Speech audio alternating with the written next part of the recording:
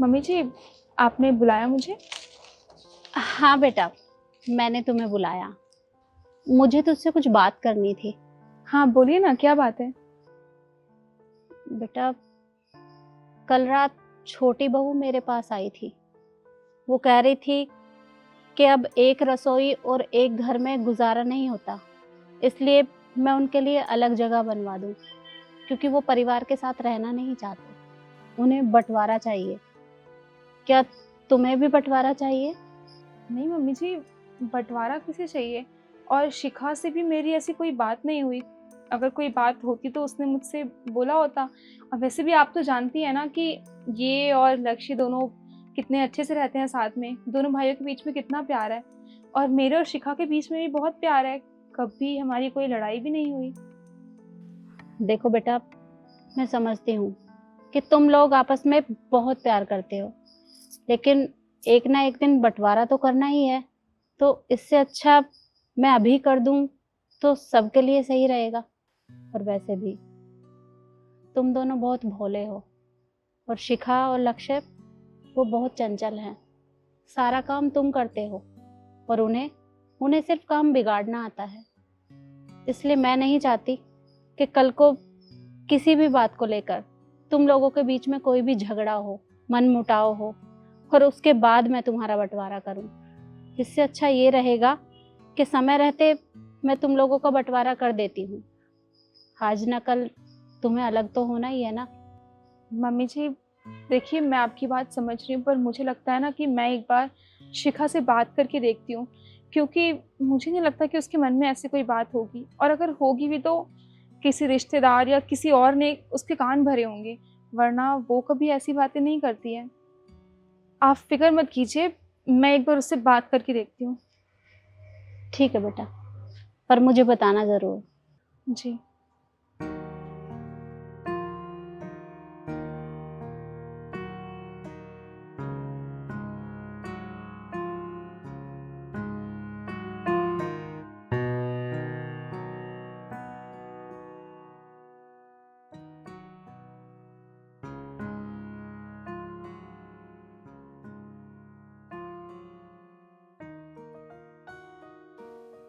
शिखा, तुमसे कुछ बात करनी है। हाँ बोलिए। वो तुमने कल मम्मी जी से कोई बात की थी? देखिए दीदी, मुझे उसके बारे में कोई बात नहीं करनी है, और वैसे ही मेरा सर दर्द कर रहा है। ये सब बातें करके आप मेरा और सर दर्द मत बढ़ाइए, प्लीज जाइए यहाँ से। पर मैं बस ये। प्लीज जाइए यहाँ से, नहीं करनी मुझे बात। अच्छा ठीक है, तुम्हारा मूड ठीक हो जाए उसके बाद बात करते हैं।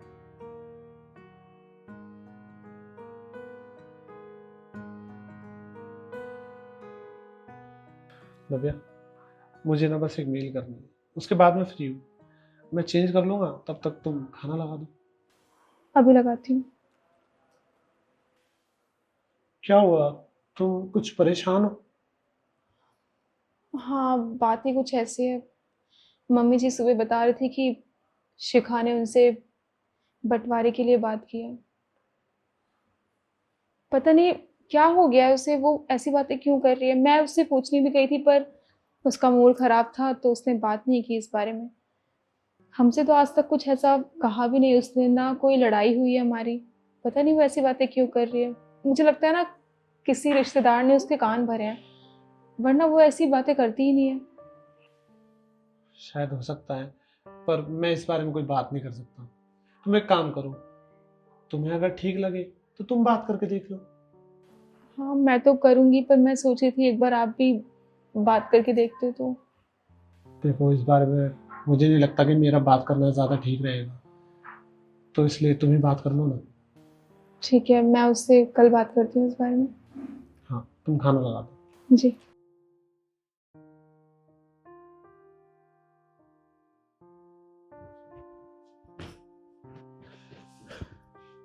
लक्ष्य, मुझे बात करनी है। मुझे नहीं रहना है घर में। लक्ष्य प्लीज, तुम बंटवारे की बात क्यों नहीं करते हो? मुझे नहीं रहना है इस ज्वाइंट फैमिली में। शिखा, मैं तेरी चिक चिक से परेशान हो चुका हूँ। अरे मैं ऑफिस से घर आता हूँ हारा थका हुआ, पर तुझे तो बंटवारा चाहिए, बस बंटवारा। अरे मैं तुझे कितनी बार कहूँ, मैं नहीं दिला सकता तुझे बंटवारा। पर क्यों नहीं दिला सकते लक्ष्य? शादी को 1 साल होने को आ गया है। क्या हमारी खुद की जिंदगी नहीं है? क्या हम नहीं चाहते अलग रहना, हमारी प्राइवेसी हो, अपनी जिंदगी हो? पर नहीं, तुम्हें बस इस परिवार के साथ ही रहना है। तुम्हें क्या मजा आता है इनके साथ रहने में? देख, अगर तू मेरे परिवार के साथ नहीं रह सकती और तुझे बंटवारा चाहिए ना, तो तू एक काम कर, माँ के पास जा और खुद ही बात कर ले। और हाँ, अब जा मेरे लिए खाना बना, मैं बहुत ज्यादा थक गया हूं। तुम ना बस अपने परिवार के साथ ही रहो, तुम्हें बीवी की तो पड़ी ही नहीं है।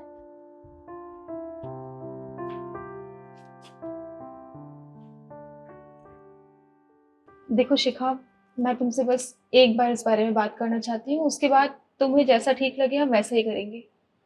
तो मुझे एक बार बताओ तो सही कि तुम्हारे मन में ये बंटवारे वाली बात आई कहाँ से? क्योंकि जहाँ तक मुझे पता है तुम तो इन सब चीज़ों के बारे में कभी सोचती भी नहीं है, और मेरे हिसाब से तुम्हें इस घर में कोई कमी भी नहीं है। देखिए दीदी, अगर टाइम से बंटवारा हो जाए ना तो सही रहता है। बाद में हर छोटी छोटी चीज के लिए घर में लड़ाइयाँ होती हैं, जो कि मुझे नहीं पसंद। और अगर मैं बंटवारे की बात कर भी रही हूँ, चाहे मुझे किसी ने बताया ही हो, उसमें क्या दिक्कत है? सुनो शिखा, तुम गुस्सा मत हो। पहली बात तो ये कि बंटवारे की बात से हमें कोई दिक्कत नहीं है, पर बात तो ये है कि बंटवारा करना ही क्यों है, और बंटवारा करेंगे किस चीज का? इस घर का जो पहले से ही तुम्हारा है। और तुम्हें बंटवारा करना किसका है? ऑफिस का? अरे वो तो तुम्हारा ही है ना। किसने कह दिया कि ये सब सिर्फ हमारा है? तुम भी इस घर की बहू हो, और वैसे भी मैंने तुम्हें तुम्हारी शादी के टाइम से ही अपनी छोटी बहन माना था। तुम्हें आज तक मैंने किसी भी चीज के लिए, या किसी ने भी किसी भी चीज के लिए रोका है?